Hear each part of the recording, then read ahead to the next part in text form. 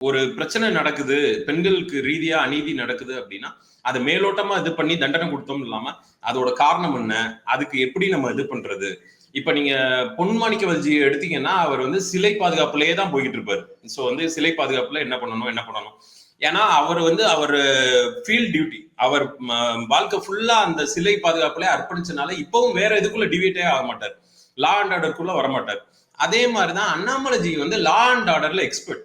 இப்ப ஏன் அண்ணனே வந்து ஒரு காவல்துறை இதுனால நான் வந்து கொஞ்சம் தெரியும். நான் சின்ன வயசுல அண்ணனோட வெளியில போறப்ப ஐபிஎஸ்ங்கிறவங்க தான் உண்மையான மன்னன் அப்படிம்பாங்க. அப்ப வந்து ஐபிஎஸ் அதான் உண்மையான மன்னன்னா, மன்னன்னா என்ன, ஒரு மண்ணுக்காண்டியும் மக்களுக்காண்டியும் உயிரை கூட கொடுக்கறதுக்காண்டி இருக்கவங்க தான் அவங்க. அப்பேற்பட்ட ஒரு அண்ணாமலை ஐபிஎஸ் வந்தது, அதுவும் நல்ல ஒரு ஜென்யூனா ஒரு டிசிப்ளின் ஒரு நியாயமான ஒரு ஆள் நம்மளுக்கு கிடைச்சது நல்ல விஷயம் தான். இந்த விஷயத்துல வந்து மிக அருமையா பண்ணிக்கிட்டு இருக்காரு.